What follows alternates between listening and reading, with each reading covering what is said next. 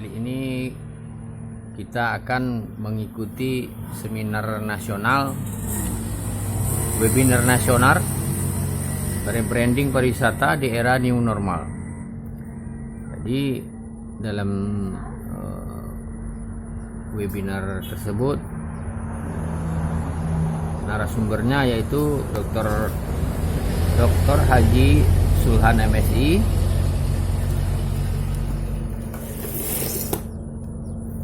dia ketua Aspikom Pusat,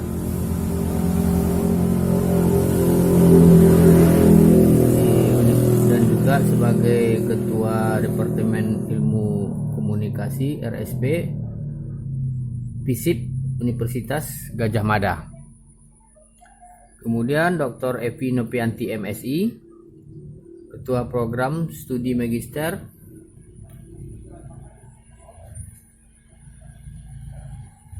di Universitas Magister Pariwisata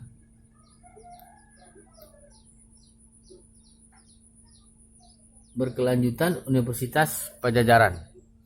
Kemudian Ibu Dr. Welly Wirman MSI, Ketua Aspikom Wilayah Riau, dan juga Ketua Program Magister Ilmu Komunikasi Universitas Riau.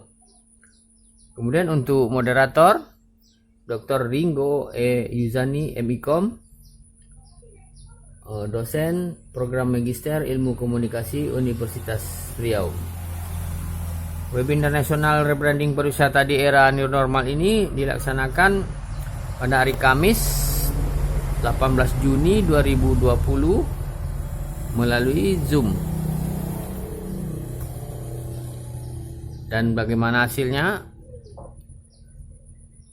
Yuk kita simak.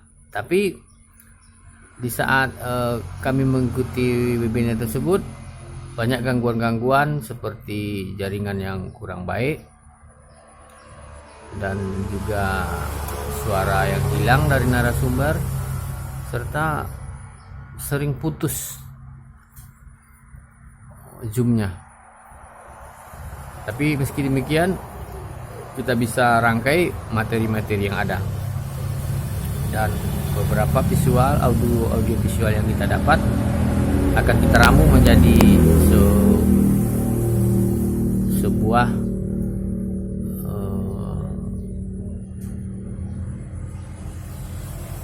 seminar atau webinar. Oke, selamat menyaksikan. Tidak tercapainya itu, lalu kemudian munculnya penyesuaian kebijakan di kementerian. Bapak Ibu sekalian, begitu banyak staf ahli di memang capaian yang ingin ditarget itu luar biasa, gitu, terutama kaitannya dengan destinasi wisata. Tapi ketika proses pandemi COVID-19 itu muncul, maka persis pada saat itu beberapa waktu sebelumnya kita berganti. Jadi badan kreatif yang kemudian ada disatukan kembali dengan Kementerian Pariwisata, dan itu betul-betul tugas yang tidak mudah. Jadi kalau Pak Mas Menteri kita berhasil menciptakan SEA Games dengan luar biasa gegap gempita gitu, tidak sebegitu halnya dengan kompleks ini. Next, jadi ada kondisi adaptasi yang mau tidak mau kita nah, apa yang ditinggalkan oleh Pak Arief Yahya sebagai senjata pamungkas di 2019, jadi ada 3: ordinary efforts, extraordinary efforts, kemudian super extraordinary effort. Nah, saya hanya akan berada di ordinary efforts. Jadi Bapak Ibu sekalian, seperti yang ada di sana, senjata pamungkas ini adanya integrasi dari 3 senjata ini sekaligus. Bahwa sekuat-kuatnya kita melakukan promosi, sekuat-kuatnya kita melakukan branding, kalau bandara tutup, itu nggak ada artinya. Sekuat-kuatnya melakukan selling, kalau kemudian hotel itu tidak bisa buka, seperti di Bali gitu, itu tidak ada artinya. Jadi maksud saya, kita bisa mendiskusikannya dari beragam sisi, dan saya paham hari ini ada Bu Evi, ada Bu Eli yang bisa kemudian memberikan banyak masukan. Saya akan berada di branding, advertising, yang ingin saya katakan. Next, berikutnya. Selanjutnya, dari 3 itu saya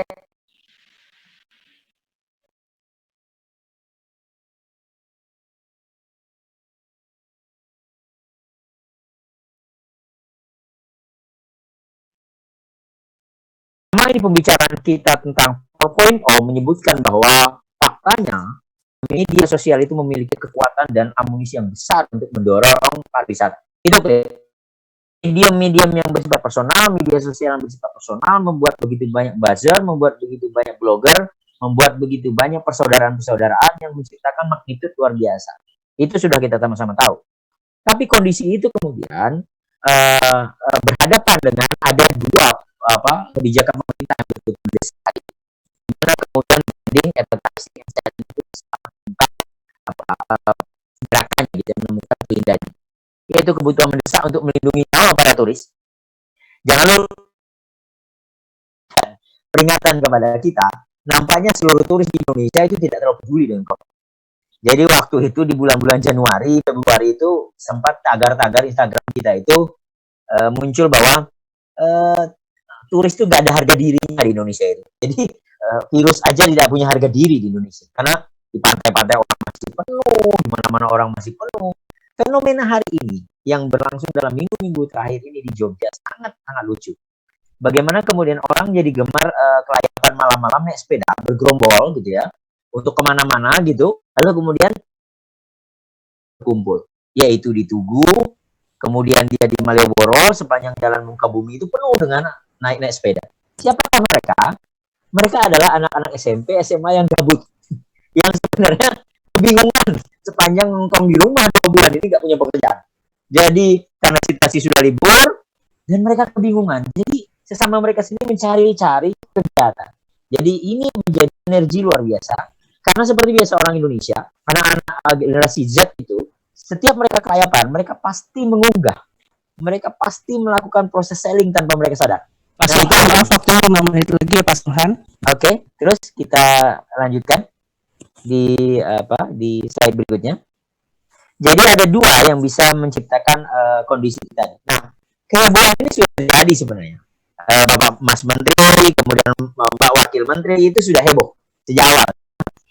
Kehebohan yang sebenarnya antara perlu dan tidak perlu juga itu menjadi amunisi juga mengapa kemudian pariwisata bisa menjadi viral di Indonesia. Dari Wonderful menjadi full ya segala macam, nanti kita bisa diskusi. Terus lanjut. Jadi teman-teman sekalian, lanjutnya slide selanjutnya. Jadi lanjut saja, saya ingin ke bagian media saja.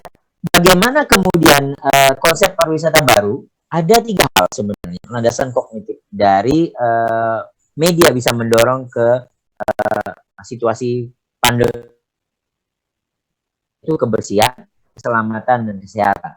Inilah sebenarnya tantangan bagi media untuk masuk agar rebranding pariwisata ini menjadi naik. Terus selanjutnya saya akan lebih mempercepatnya agar sampai ke titik kunci apa yang ingin saya sampaikan. Next. Berikutnya tarik ke bawah. Terus gitu. Ini lewati saja karena akan ada yang menjelaskan ini. Nanti Bu Evi. Nah, ini dia.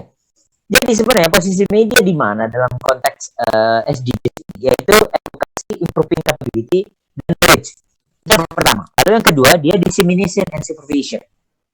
Jadi pada 2 titik kunci inilah media memainkan peran untuk masuk ke sektor pariwisata. Bagaimana caranya? Nah, selanjutnya, ini tesis saya gitu ya. Ini tesis saya. Jadi media saat ini punya kondisi yang betul-betul sangat membuat mereka berperan, memberikan fakta-fakta secara original itu, atau membuat pemberitaan-pemberitaan sensasional. Itu opsi. Selanjutnya, saya akan ingin sampai ke ide kunci saja. Terus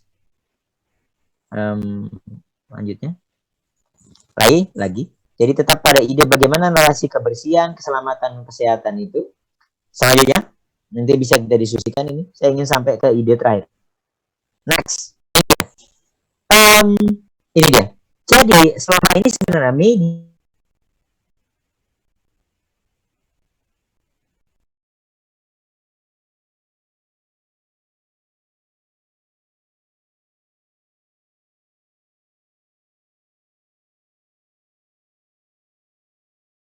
personality yang luar biasa. Itulah yang membuat kemudian prinsip eksistensialis kuat sekali di Indonesia. Yang penting eksis dulu, substansi nanti. Banyak orang yang kemudian mengunggah sesuatu di Instagram lupa dengan caption. Itu banyak. Jadi kalau boleh dikatakan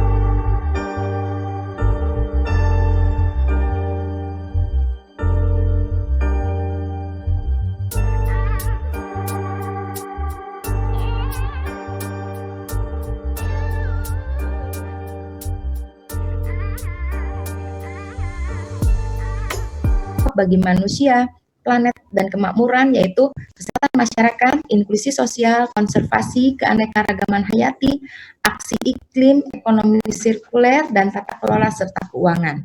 Jadi, pengembangan pariwisata harus menyeimbangkan antara ekonomi dan ekologi, serta konservasi alam, budaya, dan sosial. Jadi, semua ranah itu harus digiatkan kembali. Tolong slide-nya.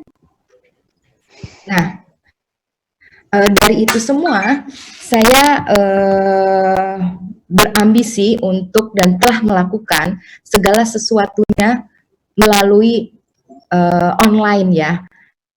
Salah satunya adalah yang dilakukan oleh rekan-rekan desa wisata, ngabuburit bareng desa wisata. Ini gratis diperuntukkan. Kemudian juga tolong slide-nya.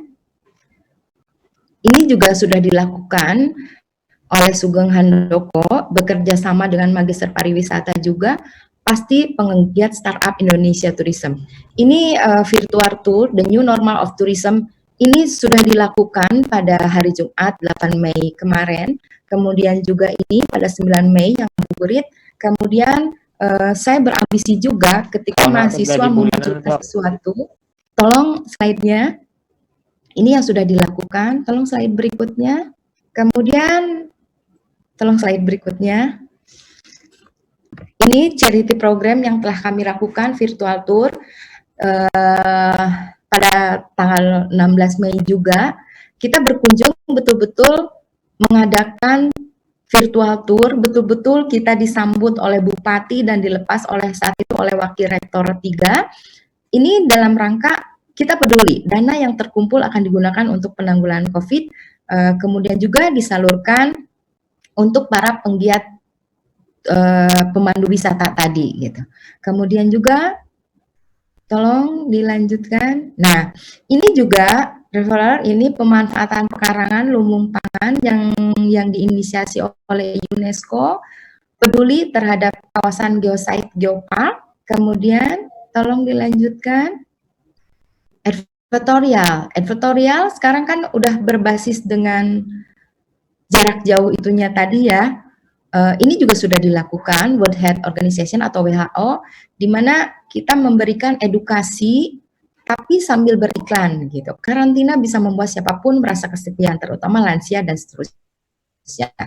Kemudian juga jaringan Geopark Indonesia di rumah saja, kekeh ya tetap di rumah saja, tapi kita tidak diam gitu. 5 menit lagi Bu Evi. Tolong 5 menit. ya. Oh ya, ini juga sudah dilakukan event.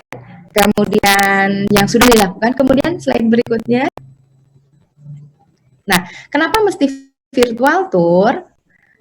Ini juga virtual tour ya, bergeowisata dari rumah. Kemudian ngabuburit, ini inisiatif dari mahasiswa Magister Pariwisata berkelanjutan. Dia mendirikan virtual tour, virtual karena katanya dari Bandung, orang Bandung susah mengucapkan F. Kemudian tolong dilanjutkan slide-nya. Nah, kenapa virtual tour? Karena salah satunya adalah mengatasi kejenuhan stay at home. Kita dengan virtual tour, positive feeling sebagai peningkat imunitas, kemudian juga sebagai media promosi dan branding, kita jualan-jualan tetapi soft selling, kemudian alternatif tour. Slide berikutnya, kenapa kita mesti virtual tour? Karena kalau sesuai dengan kondisi yang sekarang, banyak wisata yang ada di Indonesia, tetapi sekarang kita turun, kita nggak bisa keluar. Tolong selanjutnya. Nah, apabila kita lihat segmentasi pasar dari para wisatawan yang sekarang adalah ada dua alternatif, karena kita memiliki keterbatasan fisik. Pertama, ada dana tapi waktu tidak ada dana tapi waktu terbatas, kita nggak bisa kemana-mana walaupun banyak uang untuk saat ini. Kemudian ada waktu, tapi kita nggak punya uang gitu, dana terbatas. Tolong slide berikutnya. Nah, maka dari itu, mari kita kolaborasi virtual tour dengan tourism product, di mana pengemasan, attraction, partnership, amenities terangkum semua dalam virtual tour. Tolong slide berikutnya. Terima kasih.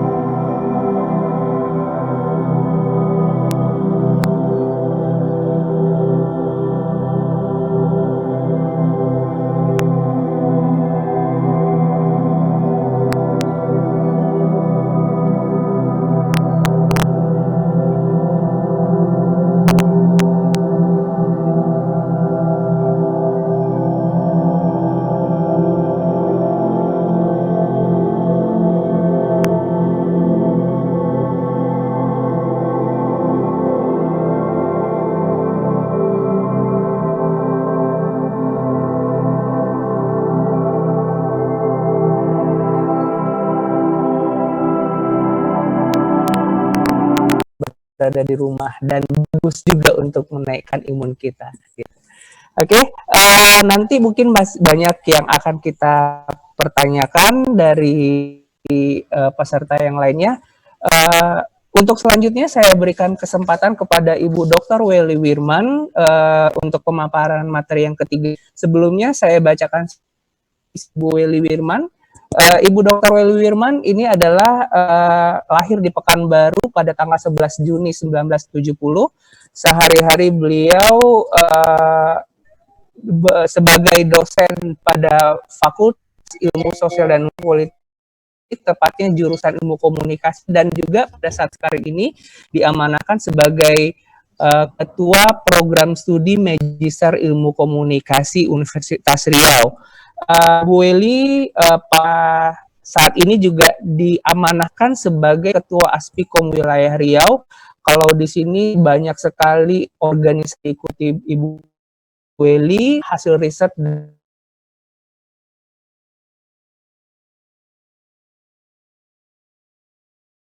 atau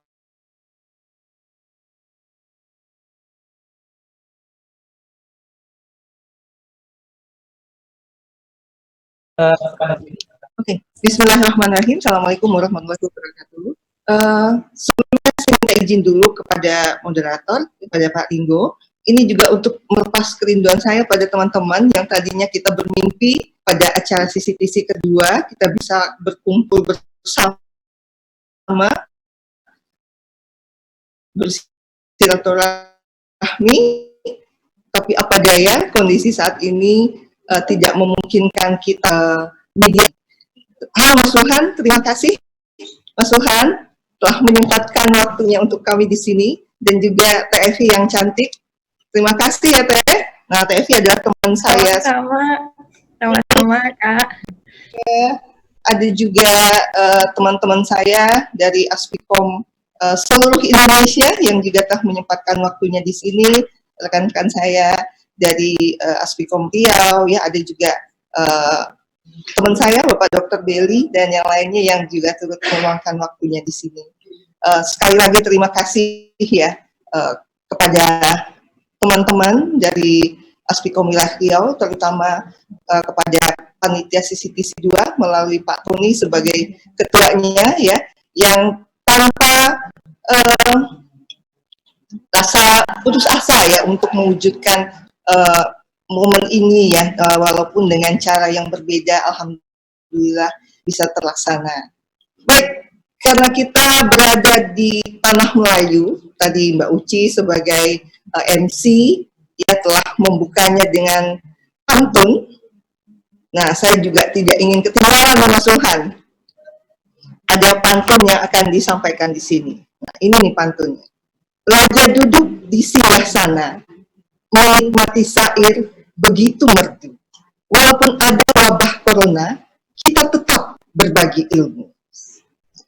Pantun yang kedua, tikar bukan sembarang tikar. Tikar dianam untuk sang raja. Webinar bukan sembarang webinar.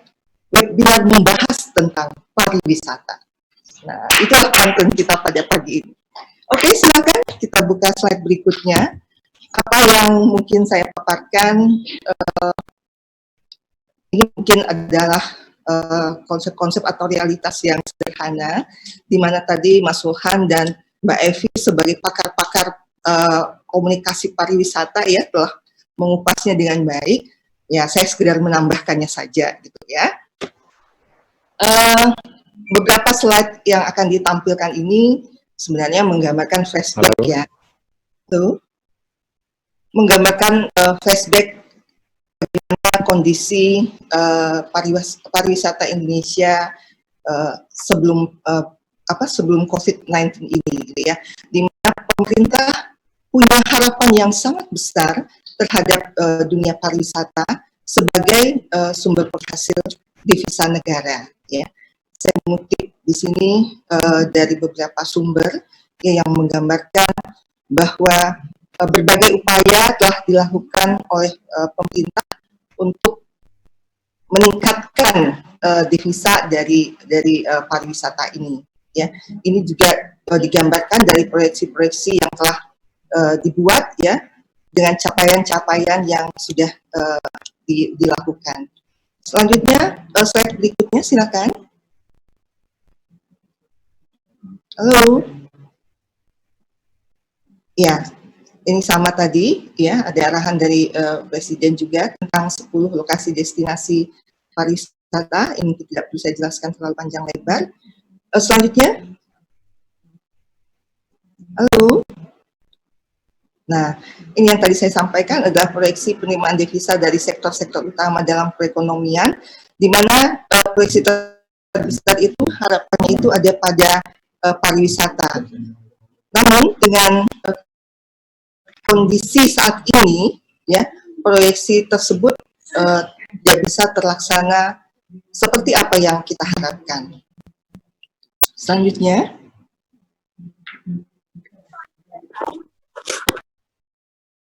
Ya, nah ini beberapa contoh branding ya yang dilakukan yang mengenai Wonderful dan Pesona Indonesia. Berikutnya,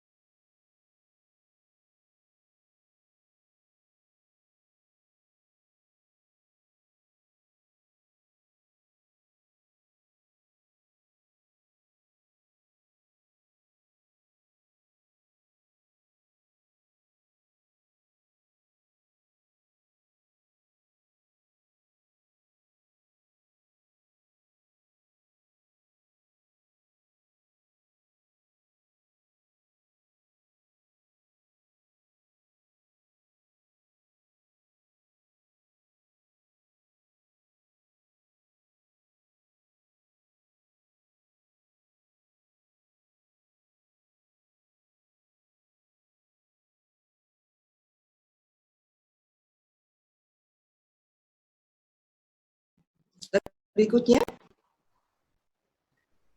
ini adalah campaign atau kampanye-kampanye corona yang sudah disampaikan melalui media, adalah bagaimana gerakan cuci tangan, menggunakan masker, physical distancing, dan ini juga nantinya akan diterapkan di dalam kegiatan-kegiatan kepariwisataan.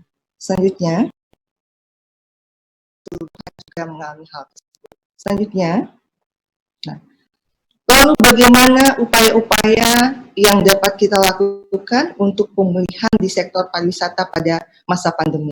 Tadi Mas Suhan telah menyampaikan beberapa pemikiran ya, yang menjadi penekanannya pada saat ini yang dibutuhkan orang ketika akan berwisata itu, yang dijual itu tidak hanya keindahan dan kenyamanan, tapi yang menjadi hal penting yang perlu ditekankan di sini adalah bagaimana orang merasa nyaman ya untuk berwisata, mengunjungi tempat-tempat destinasi tertentu. Ada 3 aspek tadi yang dikemukakan oleh Mas Suhan terkait dengan kebersihan, kesehatan, dan keselamatan. Selanjutnya, nah, lalu bagaimana kita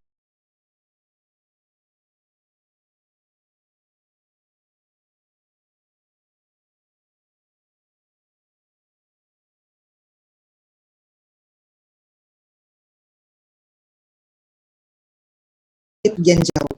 Ini sebenarnya merupakan sebuah peluang bagi wisata lokal untuk menjadi lebih eksis dan berkembang.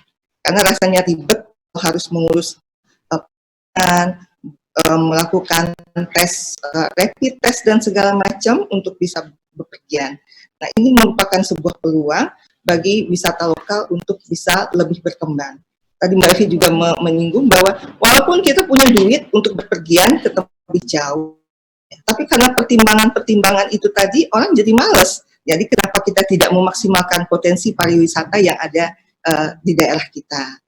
Cuman yang menjadi pertanyaannya sekarang, apakah wisata lokal yang ada itu sudah siap dengan hal-hal yang demikian, yang menerima lonjakan dari minat yang sangat tinggi dari masyarakat untuk berwisata? Ada di beberapa slide saya selanjutnya di halaman berapa, Boleh,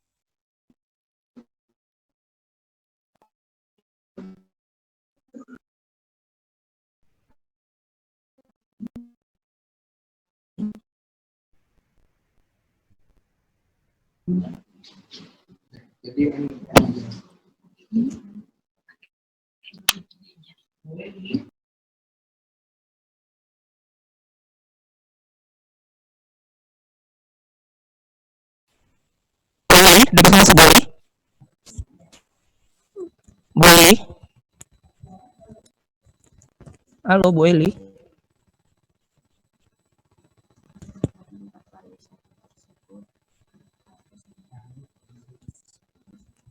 Bu Eli. Ya, Oke.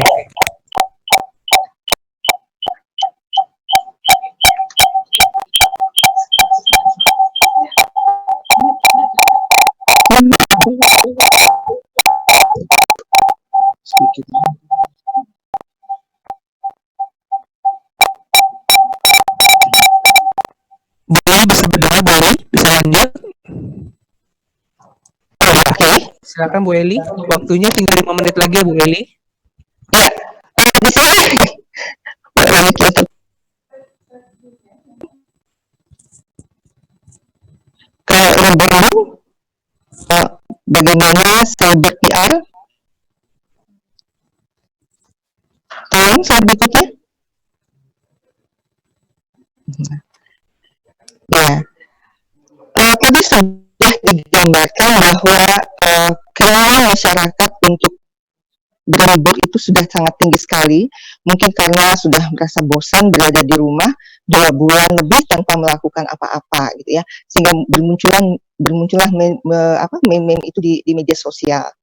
Nah, seperti yang tadi sudah saya sampaikan, peluang yang sangat besar ini harus ditangkap oleh pemerintah setempat ya, dan juga para pelaku-pelaku pariwisata untuk bisa menampung keinginan atau hasrat daripada masyarakat untuk berwisata, ya.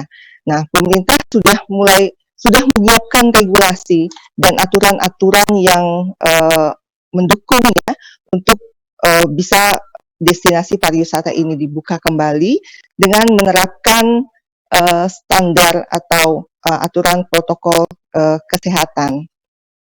Selanjutnya, ada beberapa hal mungkin yang bisa kita terapkan ya untuk membuka kembali wisata di era new normal ini. Nah, pertama mungkin kita dengan mempersiapkan dari SDM-nya itu sendiri, ya. Kita harus memberikan rasa aman dan yakin kepada para wisatawan bahwa destinasi yang kita kunjungi ini adalah destinasi yang menawarkan rasa aman, kesehatan, ya, dan juga kebersihan. Nah, mungkin ini yang selama ini belum terlihat di beberapa tempat wisata yang ada di daerah kita gitu ya, karena kurangnya infrastruktur yang memadai, di mana toiletnya masih banyak yang kotor dan lain segala macam ya. Nah, itu mungkin salah satu yang perlu dibenahi.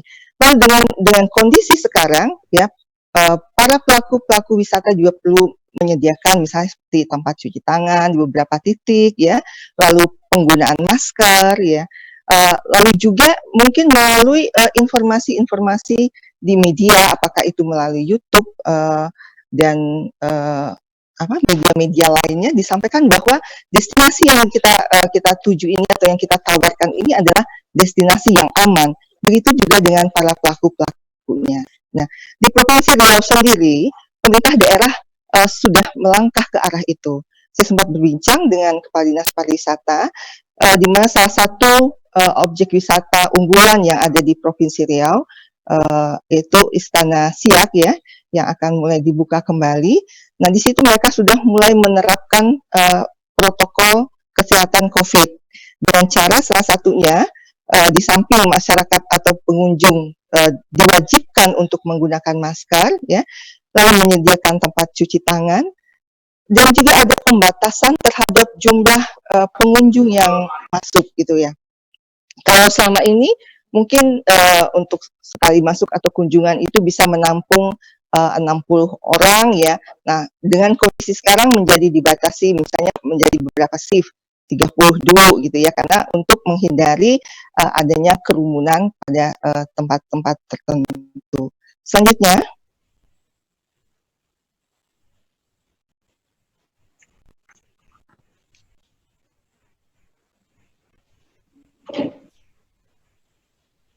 ya, lanjut. Ini tadi sudah.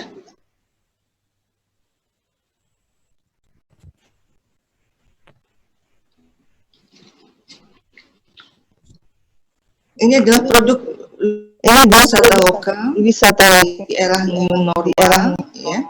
Ada isu-isu kesehatan, kebersihan, keselamatan dan keamanan yang tadi disampaikan oleh Mas Suhan. Lanjut. Slide berikutnya. Nah, persiapan pemerintah untuk rebranding wisata lokal tadi juga sudah kita bahas ya, bahwa beberapa pemerintah daerah sudah mempersiapkan ketentuan-ketentuan atau protokol yang akan menunjang bisa dibukanya kembali destinasi wisata yang ada.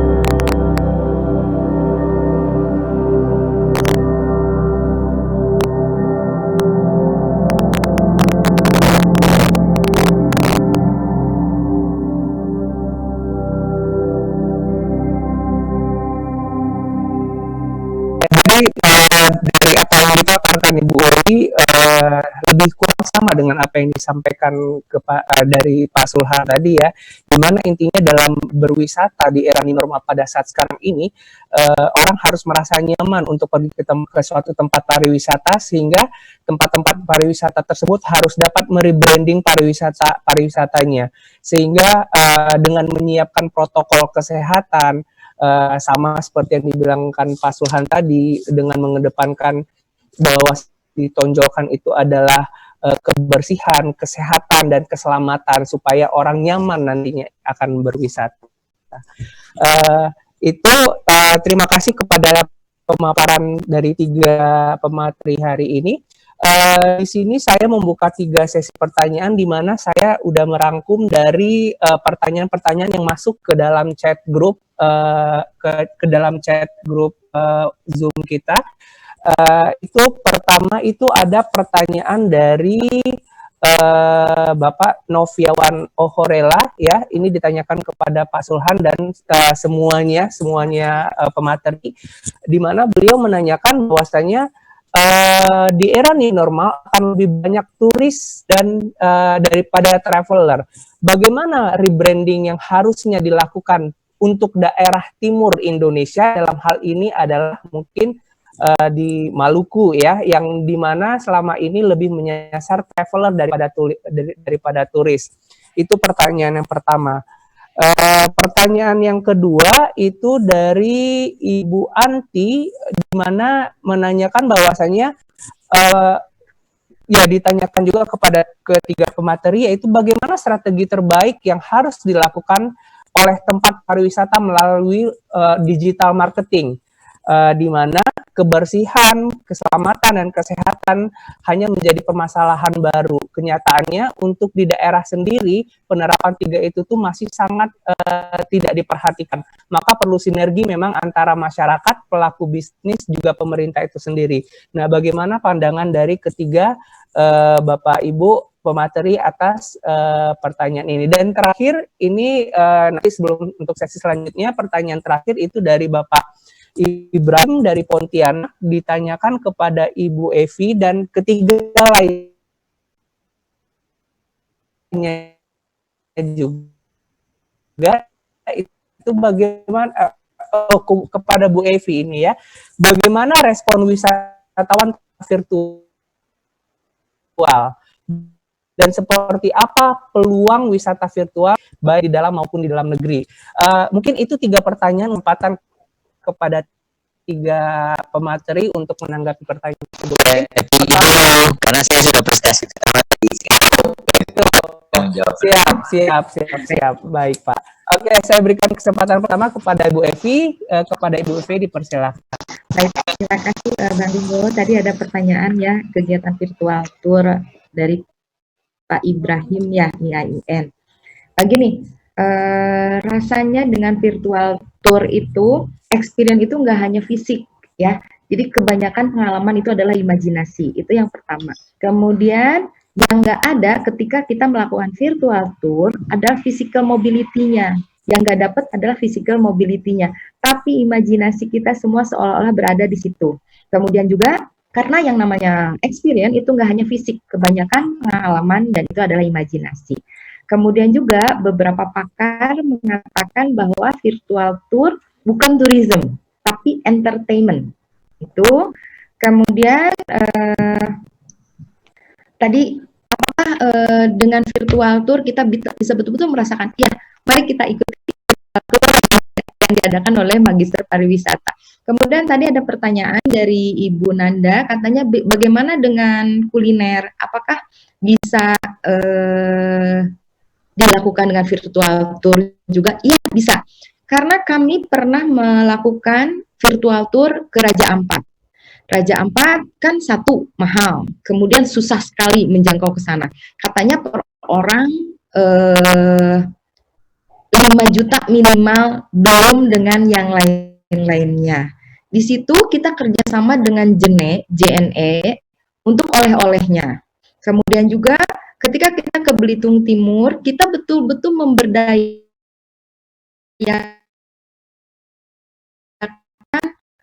para oleh-oleh.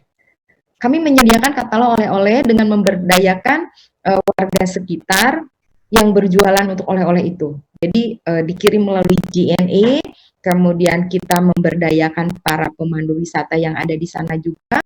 Kemudian UMKM kita undang juga untuk menawarkan apa aja sih makanan yang ada di daerah tersebut, gitu.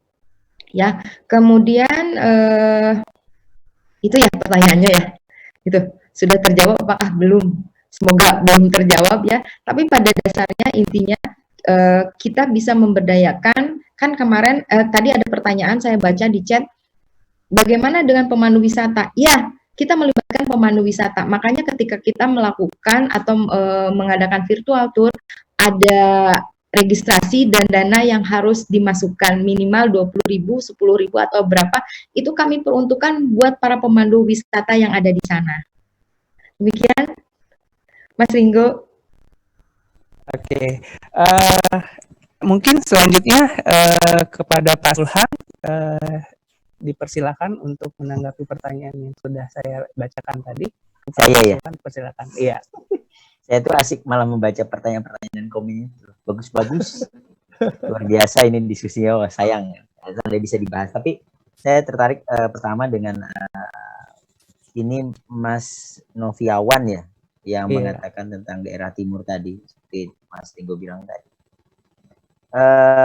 Menariknya Mas Noviawan bahwa menangani traveler itu jauh lebih tidak ribet daripada menangani turis. Itu prinsip. Mengapa? Karena sasaran keinginan kalau tadi saya meminjam kata Bu Evi tentang experiencing dan keinginan tentang what the reference we can get gitu, reference yang ingin kita dapat dari sebuah tempat, itu bagi seorang traveler itu sangat deeply, sangat dalam. Itu justru tidak identik dengan dia selalu berada di situ. Itu yang ingin saya katakan sebenarnya. Jadi ketika traveler, contoh ketika ingin berkunjung ke sebuah museum, bukan tentang foto museum, bukan tentang tempat-tempat tertentu di museum yang bisa diambil jadi selfie. Bagi seorang traveler tidak begitu, tetapi lebih kepada meaningful dari tempat itu dalam konteks historis. Nah, ini yang menarik. Dalam konteks media, ada sebuah buku menarik, namanya Arkeologi Media. Jadi, ini sengaja diciptakan. Di Arkeologi Media ini maksudnya adalah penelitian-penelitian yang sudah masuk pada bagaimana orang menjadikan media virtual hari ini. Nah, ini idenya dari yang tadi dikatakan Bu Evi. Menjadikan digital media dan virtual media hari ini itu bisa merekonstruksi lagi pengalaman-pengalaman masa lalu. Jadi contoh, jika suatu ketika saya pernah berkunjung ke Trowulan, ya, kebesaran Majapahit di masa lalu, umpamanya. At some time saya berkunjung ke Borobudur, maka upaya untuk merekonstruksi bagaimana Borobudur itu terjadi, bagaimana ceritanya yang berdasarkan past tense, gitu ya, past tense, itu bisa direkonstruk. Nah, artinya logik yang muncul adalah support media luar biasa di sana. Nah, karena tadi konteks saya bicara ini menjawab dari Mas Noviawan bahwa bagi seorang traveler yang justru dibutuhkan itu adalah pasokan informasi maksimal. Jadi bukan keberadaan di tempatnya. Jadi sebenarnya dulu sejak tahun 2016 itu sudah terjadi debat cukup serius di sana. Karakter wisatawan Indonesia itu kan masif. Saya bilang turis tadi. Karena itu sejajar dengan keinginan pemerintah, keinginan Pak Menteri saat itu, yang penting angka dulu deh. Yang penting angka dulu. Jadi yang penting itu kalau umpamanya bagi sektor-sektor ini menarik ya, sektor-sektor UMKM itu umpamanya orang datang, turis Korea datang, itu bukan hanya berkunjung ke Parangtritis, kalau di Jogja ya bukan berkunjung ke Malioboro, tapi dia datang ke tempat pijat gitu. Yang datangnya itu bukan satu gitu, tapi datangnya itu bisa 3 bus. Jadi habis semua tempat pijat itu diambil semua oleh turis-turis Korea itu. Nah, pola-pola begini bukan traveler. Sama dengan sebagian besar di Jepang.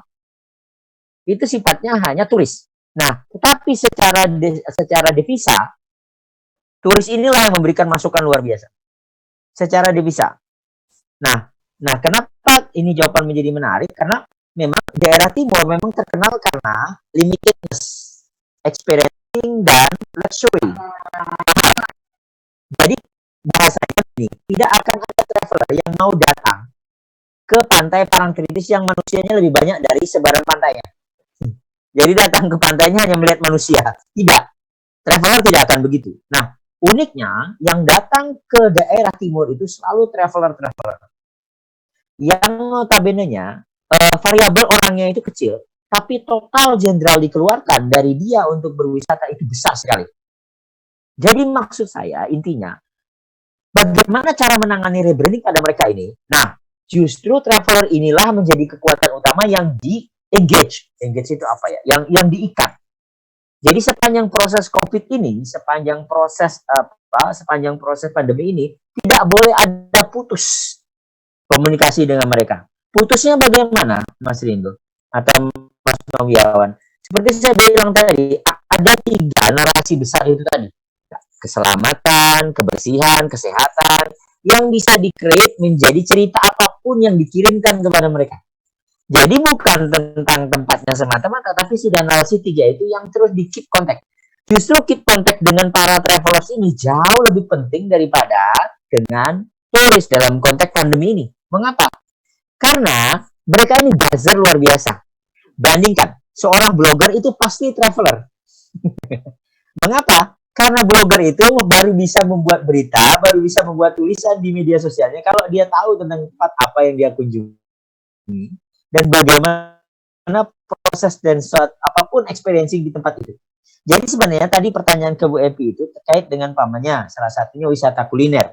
Nah, wisata kuliner itu pasti traveler.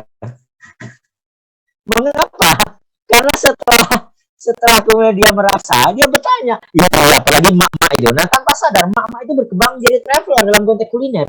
Yang saya paling temukan tentang mak itu, kalau dia pasti membandingkan dengan masa di tempat lain. Lalu kemudian memilih makanan tempat itu.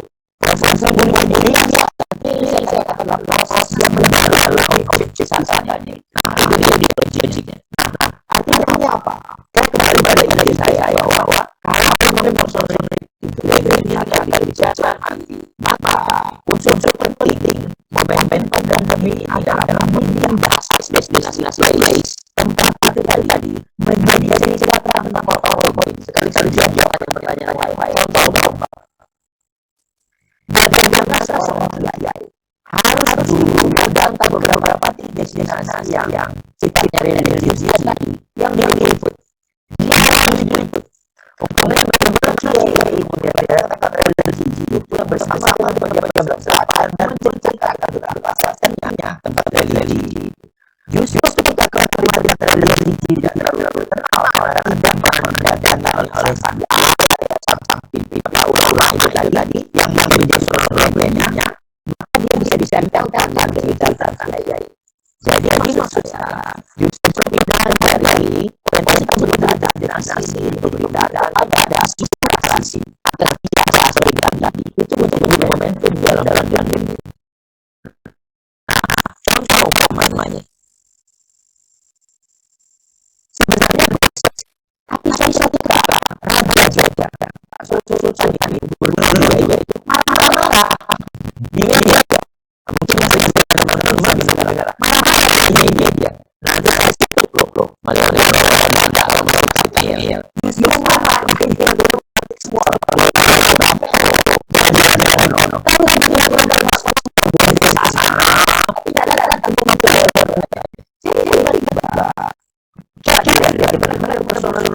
orang wisata itu bisa membuat wacana dan kemudian membuat kelompok sepeda naik. Ini kasih kemudian bisnis itu tidak biasa sekarang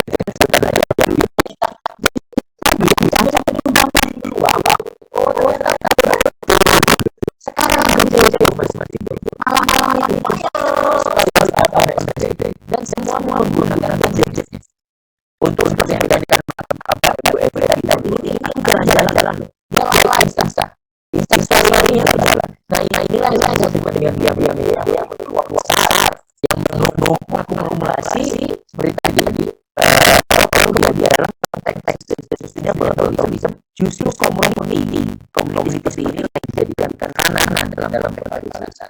Saya pikir itu pelajaran temanku.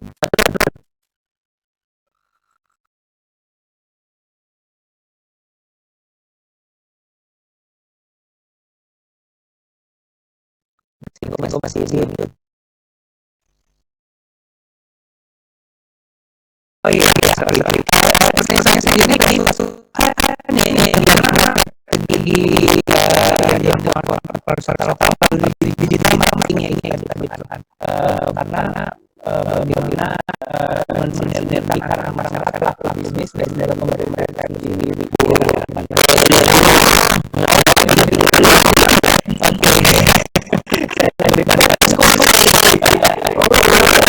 Oke. Silakan.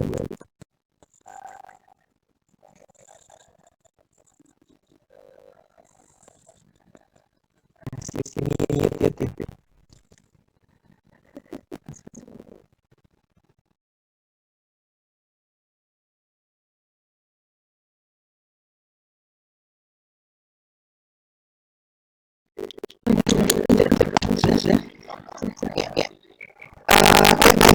Strategi baik yang harus dilakukan oleh para pariwisata lokal adalah kebersamaan dan keselamatan. Di negara perlu ada sinergi antara pemerintah, pelaku wisata dan masyarakat secara umum. Nah, ini yang bisa kita kondisinya bahwa kesadaran masyarakat akan tidak penting ini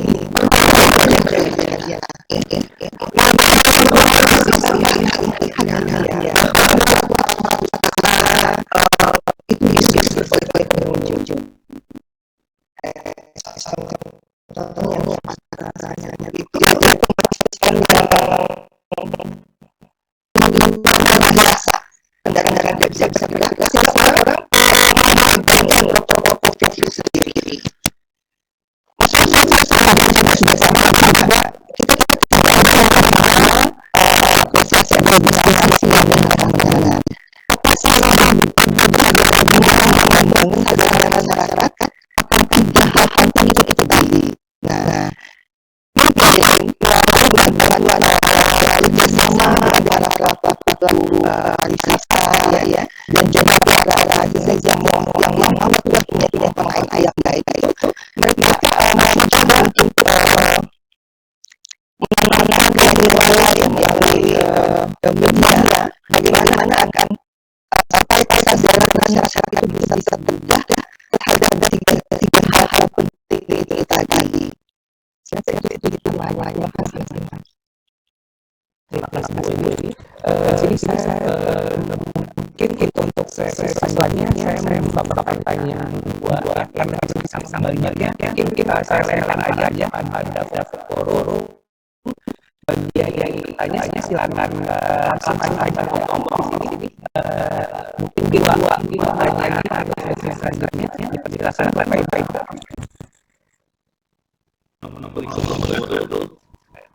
Waalaikumsalam.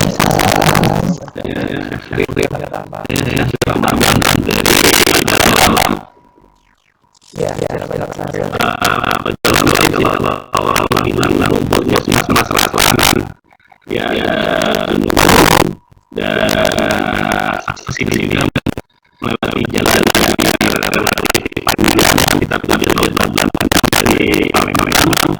Dan ada beberapa teman yang saya di sini dia katakan untuk dia bilang wah ini betul ingin segala yang ada di sebelum pandemi ini ada tiga masalah.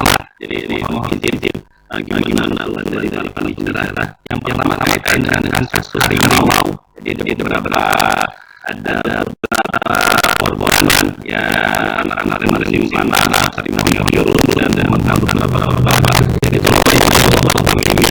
nasional yang kedua adanya celana dari Besmidaya yang memakan berbagai gangguan di salah satu ekonomi di dalam yang ketiga ya kasus ini dan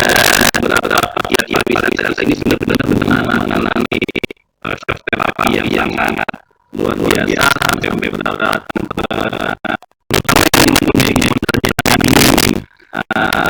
tutup oleh hotel dan sebagainya, dan yang negara-negara yang pertanyaannya Bapak dan Ibu sekalian, lihat kondisi yang saya paparkan tadi, kira-kira apa yang bekerja dilakukan oleh pelaku kegiatan pariwisata tadi. Terima kasih. Assalamualaikum warahmatullahi wabarakatuh.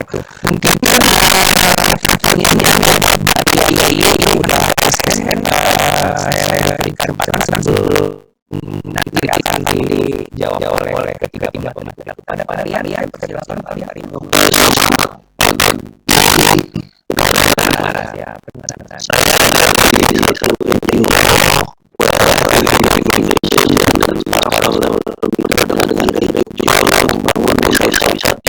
dari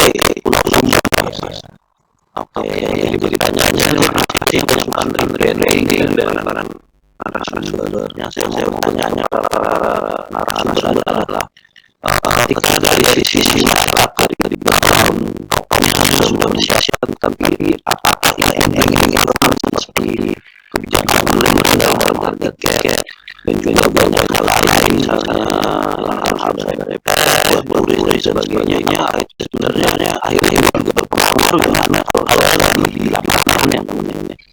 Saya melihat sejarah Indonesia yang sudah disiapkan semua hal-hal yang pemerintah, harga tiket dan sebagainya, kami di sama teman-temannya untuk seperti itu. Ini teman-teman siapa sih yang kira-kira bisa dukung kalau kami sudah branding, sudah siapkan semua SOP kesehatan dan sebagainya. Jadi jangan jangan terpengaruh dalam mendukung kita bisa kira-kira begitu. Terima kasih. Oke. Terima kasih. Mungkin kajian bersama dan varian ini bisa langsung ditanggapi oleh ketiga materi ya. Saya berikan kesempatan pada siapa dulu nih? Bu Evi dulu. Silakan Bu Evi. Terima kasih Ibu. Tadi tentang bacaan atau pertanyaan. Saya ingin menanggapi pertanyaannya. Jadi masing-masing yang belanja ya. Tadi katanya bagaimana persiapan aplikasi virtual dan bagaimana peraturan kebijakan pemerintah terkait virtual tersebut ya. Itu dari tadi yang saya juga. Menurut saya kan sekarang virtual ini izin dan lain-lainnya, kita mesti bekerjasama dengan daerah yang akan dikunjungi ini. Contohnya ya yang kami lakukan ini yang dilakukan Tambun kemarin, Tamaraga, Wangalan, Tambora, Awang contohnya yang Tambora kebetulan ada pengajar yang ketua di yang beliau membantu bagaimana Tambora kita diajak berjalan-jalan seperti apa sih Tambora itu dari sejarahnya ya. Kemudian yang harus siap-siap harus kita lalui seperti apa.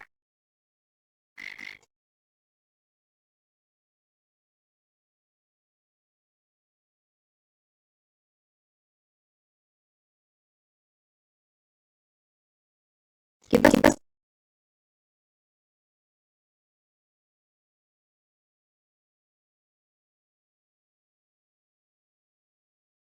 seolah-olah banget gitu untuk diikuti. Oh ternyata harus melalui ini. Kemudian gimana nih izinnya? Ya izinnya yang ada di Tambora sana mesti dinas pariwisata, kemudian ke badan geologinya dan lain-lainnya. Gitu. Kemudian ada hal yang menarik. Apakah ada oleh-oleh dan seterusnya? Betul-betul kita berimajinasi, kita melangkah, kita diam di satu tempat untuk melanjutkan langkah berikutnya, benar-benar dirasakan. Kita betul-betul entertain banget gitu. Itu. Kemudian gimana nih persiapannya untuk melakukan virtual tour? Hubungi kami virtual project promosi nih Magister Pariwisata gitu. Itu kemudian pertanyaan yang lain mungkin untuk yang macan tadi yang hilang, macan yang masuk menerkam dan seterusnya, media mungkin ya yang membombardir karena para macan-macan atau harimau tadi sudah tidak ada rumah lagi buat mereka, itu satu. Kemudian harusnya pihak media, mungkin nanti Mas Sulhan ya yang akan menanggapi hal itu, pihak medianya terlalu membombardir. Harusnya kita berpikir pintar juga. Kedua belah sisi ya yang harus kita lihat. Tidak hanya wah ini macannya garang banget sampai memakan manusia. Ya dia kan kelaparan gitu. Rumahnya udah diusir oleh manusia gitu. Demikian yang dapat saya sampaikan. Mungkin Bang Sulhan yang akan lebih oke lagi menjawab tentang harimau ya. Silakan. Oke, terima kasih Bu Evi. Mungkin selanjutnya saya berikan kesempatan kepada Pak Sulhan untuk menanggapi pertanyaan dari kedua penanya kita ini. Silakan Pak Sulhan. Pertama, saya bukan ahli harimau.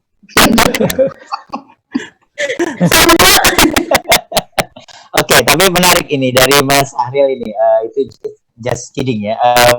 Pertama, dari 3 aspek ini bicara pagar alam. Saya percaya sangat bahwa kontur wilayah dan kemudian secara tempat itu pagar alam sangat dahsyat. Tetapi dari paparan Mas Ahril tadi, saya melihat dua aspek yang disebutkan sebelum pandemi itu sebenarnya adalah sesuatu yang controllable method gitu.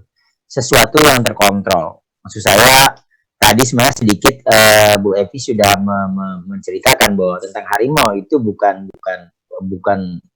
sebenarnya bukan sesuatu yang tidak bisa dikontrol. Begitu Bu, Pak Karlo tuh.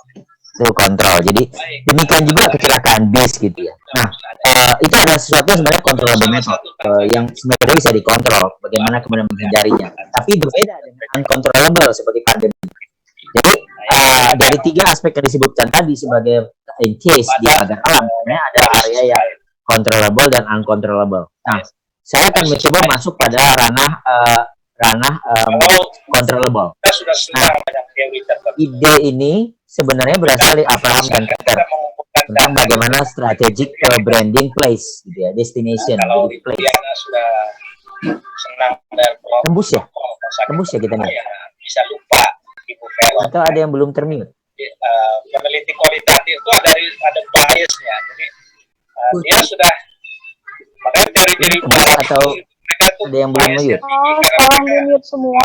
Data itu atau teori itu Ada yang lagi ngasih kuliah masalahnya. termasuk di negara kita dan konsep-konsep Yang namanya Weni itu di mute. Iya. bias peneliti.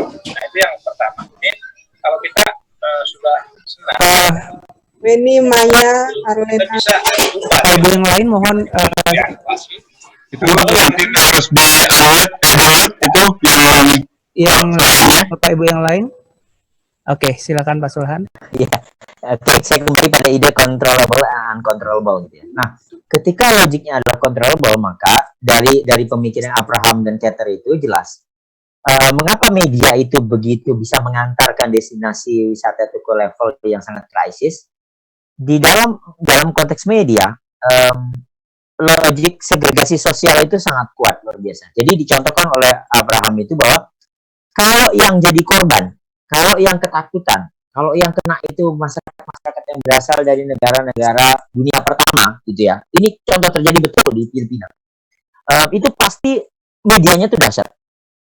Jadi ketika kemudian yang kena itu umpamanya orang Amerika, yang mengatakan ketakutan itu orang Eropa, yang kebetulan saat itu jadi turis, itu jangan main-main.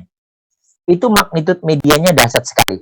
Nah, bagaimana sikap dengan magnitude seperti ini? Maka proses yang segera dilakukan untuk menjaminnya adalah mau tidak mau respon cepat. Nah, karena triggernya adalah personal base, karena sosok tadi umpamanya katakanlah begitu, maka yang mengcounternya harus person juga. Jadi person itu baik kemudian seorang tokoh yang menjaga keamanan di situ, entah pemerintah dalam konteks ini kepolisian, tentara atau siapapun yang segera melakukan proses naratif untuk mengcounternya. Jadi kita melihat dari sumber problemnya. Dan kemudian bagaimana magnitude media mau memainkan di sana. Jadi dalam konteks kecelakaan bus dan kemudian harimau tadi sebenarnya itu controllable method. Logik krisisnya tidak sama dengan logik krisis pandemi. Jadi cenderung lebih mudah untuk menangani controllable method daripada uncontrollable method. Pembicaraan kita hari ini sudah pada level uncontrollable method. Maksud saya, bagaimana kemudian situasi-situasi pandemi yang di luar kontrol ini bisa dikendalikan dengan menciptakan peluang baru. Nah, peluang baru yang kita tawarkan sebenarnya adalah kembali pada tadi, bukan pada tempatnya yang akan diangkat. Seperti yang kemudian Mas Sarul bilang, Mas Saril lihat selama ini. Dalam konteks hari ini, dimensi pariwisata di Indonesia itu tidak hanya sekedar tentang pariwisatanya, tapi ekonomi kreatif.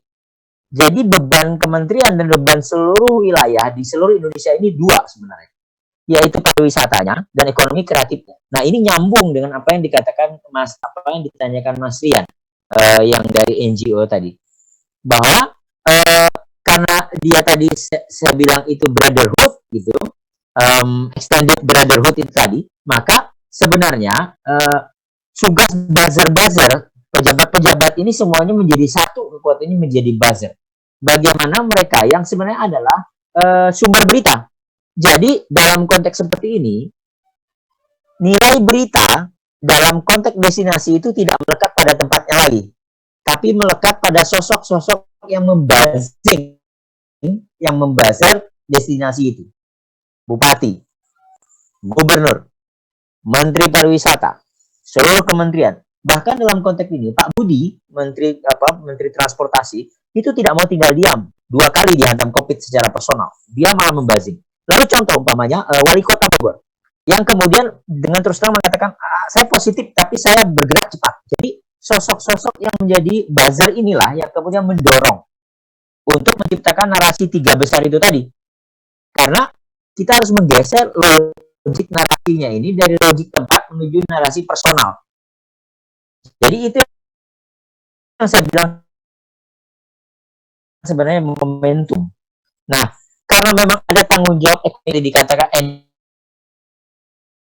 enabling and empowerment ini akan bergerak cepat. Karena dari sisi umpamanya tadi ketika dikatakan ada 3 senjata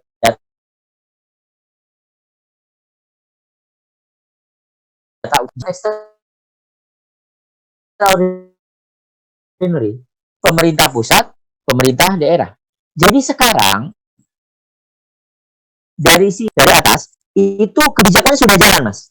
Jadi Mas Wisnu Tama sendiri sudah sangat tegas mengatakan bahwa extended brotherhood ini harus dipikirkan karena dia ekonomi kreatif. Jadi tidak akan lama. Buktinya Indonesia itu cukup yakin. Tidak ada negara yang secara pelan-pelan membuka dengan pengawasan ketat melalui new normal wilayah-wilayah destinasi wisata kecuali Indonesia, Mas. Hari ini beberapa tempat di luar negeri sana itu baru mulai mencoba-coba dengan simulasi. Indonesia sudah. Jadi apakah kemudian ini dibaca sebagai sesuatu yang negatif atau dibaca sebagai sesuatu yang positif tergantung perspektif. Tapi keberanian pemerintah untuk menciptakan gerakan-gerakan yang anti mainstream, saya pikir layak didukung dengan tingkat protokol yang tinggi sekali di Indonesia. Nah, pertanyaan besarnya adalah ketika prinsip 3 wacana tadi siap didorong oleh pergerakan media, pertanyaannya bagaimana bisa meyakinkan seluruh wilayah-wilayah di Indonesia ini mau bekerja sama untuk mendrive 3 ini. Maksud saya, kalau sebuah wilayah, katakanlah regionnya itu kuat dengan isu kesehatan, dorong wacananya kesehatan. Kalau dia dengan isu kebersihan, datangkan blogger-blogger ke sana.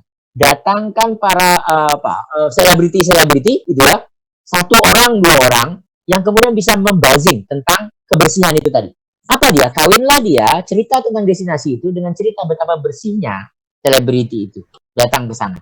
Jadi bergeser dari personality ke personality ini yang penting menurut saya. Itu mungkin dari saya, Mas.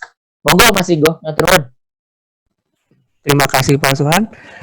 Mungkin terakhir dari Bu Eli sedikit tambahan atau memberikan tanggapan dari kedua penyanyi ini. Saya berikan kesempatan kepada Bu Eli. Silakan Bu Eli. Baik, terima kasih Mas Rigo. sedikit tambahan dari saya, tadi ada pertanyaan dari Mas Rian kalau tidak salah, bagaimana para pelaku wisata sudah melakukan rebranding dan sebagainya. Apakah itu berpengaruh tidak kebijakan yang dibuat atau dilakukan oleh pemerintah? Kalau menurut saya, kebijakan yang dibuat oleh pemerintah itu tentunya sangat berpengaruh ya terhadap bangkitnya kembali kepariwisataan di tanah air kita. Nah, kebijakan-kebijakan yang dibuat atau yang akan dibuat oleh pemerintah sesuai itu bersinergi juga dengan kebutuhan-kebutuhan dan aspek-aspek yang akan mendukung bangkitnya pariwisata ini, ya, tanpa kita mengesampingkan itu tadi 3 hal pokok yang terkait dengan kesehatan, kebersihan, dan keselamatan. Nah, kalau kita sudah merebranding, tetapi kebijakan-kebijakan yang ditetapkan oleh pemerintah itu dirasakan memberatkan, ya, bagi misalnya wisatawan yang akan berkunjung, ya. Nah, tentunya itu juga akan berpengaruh terhadap tumbuh dan bangkitnya kembali pariwisata itu sendiri, ya. Makanya kebijakan yang dibuat itu juga bersinergi dengan hal-hal yang dibutuhkan oleh para pelaku pariwisata. Itu saja tambahan dari saya. Terima kasih. Assalamualaikum warahmatullahi wabarakatuh. Waalaikumsalam warahmatullahi wabarakatuh. Terima kasih kepada Ibu Weli, kepada Pak Sulhan, dan kepada Ibu Evi Novianti, 3 pemateri kita yang sangat luar biasa pada pagi menjelang siang hari ini, ya. Jadi dari pemaparan ketiga pemateri ini dapat saya simpulkan bahwasanya rebranding pariwisata pada pandemi COVID-19 pada saat sekarang ini memang diperlukan dengan tujuan agar masyarakat dapat merasa nyaman dan aman saat melakukan wisata. Tadi juga Bu Evi sudah menawarkan melalui virtual tour. Untuk lebih lanjutnya silahkan menghubungi Bu Evi bagaimana kelanjutan dari virtual tournya. Dan Pak Sulhan juga yang paling penting adalah memperhatikan tentang aspek kebersihan, kesehatan, dan keselamatan. Ini semuanya adalah untuk kenyamanan dan keamanan kita selama melakukan kegiatan wisata. Mungkin itu yang dapat saya sampaikan karena waktu sudah menunjukkan pukul 11.00 juga. Waktu sudah sedikit. Ya, silakan Pak. Sedikit. Ya, silakan Pak. Para narasumber, saya ingin berkontribusi sejauh mana kolaborasi antara pihak-pihak pemerhati pariwisata di Indonesia dengan memanfaatkan sumber daya alam geologi seperti yang tadi sedikit disinggung oleh Bu Dr. Evi, bahwa Indonesia ini kaya dengan potensi keragaman geologi yang sekarang sudah mulai dikembangkan selain geowisata, yaitu dengan geopark. Nah, sejauh mana memanfaatkan atau kolaborasi dengan unit-unit atau instansi lembaga yang berkecimpung dengan dalam hal ini yang sudah berkembang, ya, geopark. Itu saja mungkin ke Bapak Dr. Sulhan, Ibu Dr. Weli, dan juga mungkin boleh tambahan Ibu Happy juga. Terima kasih.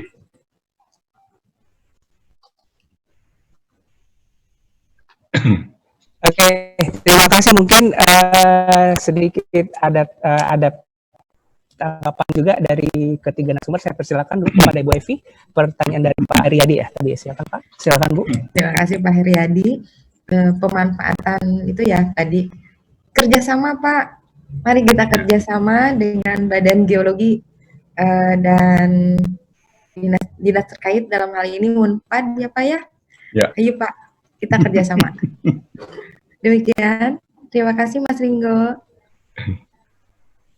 Mungkin dari UGM, dari Riau, Pak Ibu. Mungkin bagaimana selama ini pemanfaatan potensi keragaman geologi, karena yang di Riau belum ada geopark di sana, kemudian geowisatanya juga belum ada yang secara resmi di launching sebagai kawasan geowisata. Mungkin kalau di UGM kan sudah ada Pak Gun Kidul ya.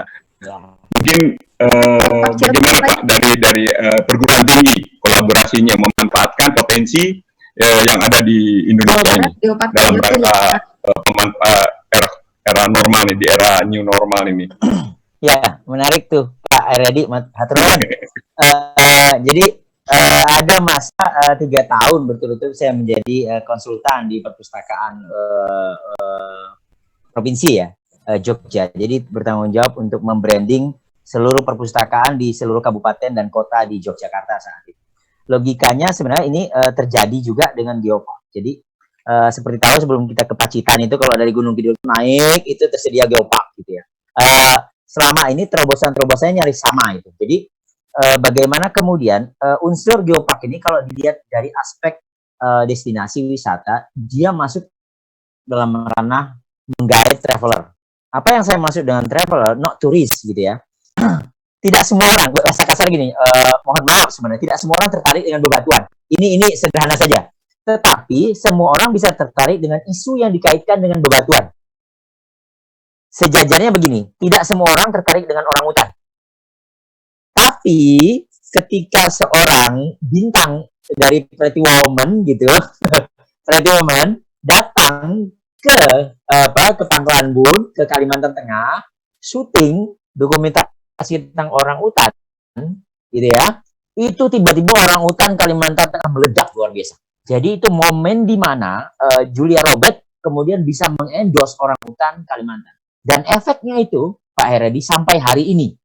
Jadi setiap kali orang datang ke sana, orang selalu terkesan dengan bagaimana keakraban seorang Julia Robert itu dengan orangutan.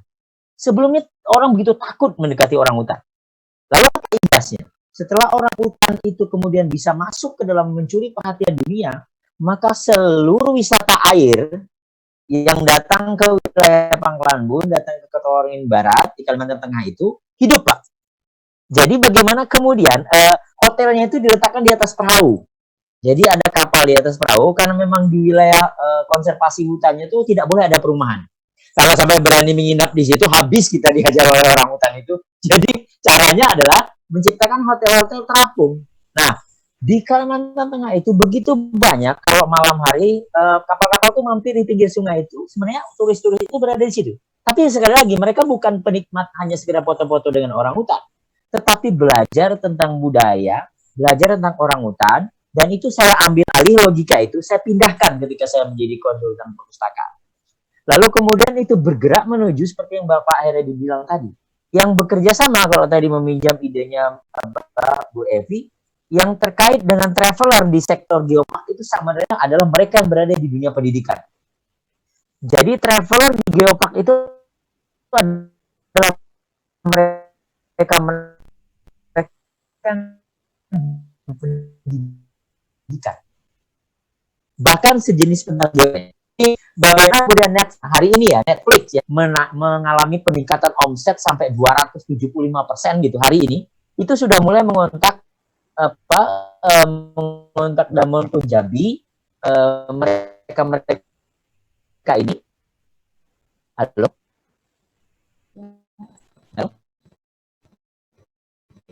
Ya Pak Suhan. Kita paling terakhir nih, bagaimana seorang Damon Punjabi ya. Saya pikir itu Mas Rigo. Mas Herman, matur nuwun Pak Herman, luar biasa itu idenya tentang Geopark. Matur nuwun. Mudah-mudahan ini di Riau ini belum ada untuk pengembangan Geopark ini, Bu Dr. Welly. Ini karena kami kebetulan saya ini ketua MAGI, Masyarakat Geowisata Indonesia, jadi memonitor perkembangan geowisata Geopark di seluruh Indonesia. Dan Riau ini potensinya sangat bagus sekali. Kebetulan waktu tahun lalu itu pertemuan Ikatan Ahli Geologi Indonesia di Riau. Jadi mudah-mudahan Riau juga bisa dengan dimotori Ibu ini untuk dengan pentaheliknya bisa mengembangkan kawasan Riau menjadi kawasan Geopark ke depan. Terima kasih Bapak Dr. Johan, Dr. Eli dan Ibu Nevi dan moderator Dr. Ringo. Terima kasih atas kesempatannya. saya bisa bergabung. Terima kasih Pak. Assalamualaikum. Terima kasih Pak Heriadi. Oke, karena waktunya sudah lewat juga ya. Mungkin sebelum saya kembalikan kepada moderator, kita ada sesi foto bersama dulu. Jadi kepada Bapak Ibu mohon untuk membuka videonya supaya bisa diabadikan sama host kita. Kepada Bapak Ibu, tolong dibuka videonya Bapak Ibu. Bapak Ibu dipersilakan untuk buka videonya dan kepada host dipersilakan untuk mengabadikannya. Gimana host? Sudah ya? Oke. Udah Bu. Gimana host? Udah ya? Oke. Mungkin sekian pemaparan webinar kita pada pagi hari ini. Saya selaku moderator mohon maaf apabila ada kesalahan dan kejanggalan. Selamat siang. Assalamualaikum warahmatullahi wabarakatuh. Saya kembalikan kepada moderator. Kepada Baik, Assalamualaikum warahmatullahi wabarakatuh. Terima kasih Mas Dr. Ringo Yozani Emikom. Kemudian juga terima kasih kepada Bapak Dr. M. Sulhan MSI, Ketua Stikom Pusat dan juga sekaligus Ketua Departemen Ilmu Komunikasi FISIP UGM. Terima kasih juga Ibu Dr. Evi Novianti MSI, Ketua Program Studi Magister Pariwisata Berkelanjutan Universitas Pajajaran, dan the one and only Ibu Dr. Willy Wirman MSI, Ketua Stikom Riau, sekaligus juga Ketua Program Magister Ilmu Komunikasi Universitas Riau. Dan Bapak Ibu hadirin sekalian, demikian serangkaian acara Communication, Culture and Tourism Conference kedua dengan tema rebranding pariwisata di era new normal. Dan tentu saja menjadi harapan kita bersama bahwa kegiatan ini melalui materi webinarnya dan hasil diskusi serta hasil penelitian dapat berkontribusi positif pada dunia pariwisata Indonesia di era new normal. Saya Suci Setara Lestari, mewakili panitia penyelenggara mengucapkan terima kasih atas partisipasi Bapak Ibu dan informasi lebih lanjut tentang e-sertifikat dan juga materi narasumber nanti akan diinformasikan oleh panitia di kolom chat. Insya Allah akan dikoordinir dengan sangat baik oleh Dr. Muhammad Badri. Makan manggis, dibuang kulitnya, semangka merah, manis rasanya. Mohon maaf atas noise dan kata. Semoga kita sehat-sehat dan dapat bersua di sisi tiga. Wassalamualaikum warahmatullahi wabarakatuh. Waalaikumsalam warahmatullahi Wabarakatuh.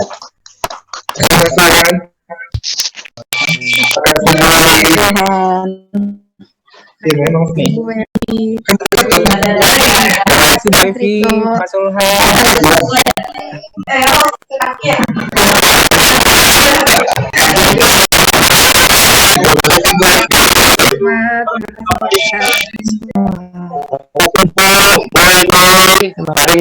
Sama-sama.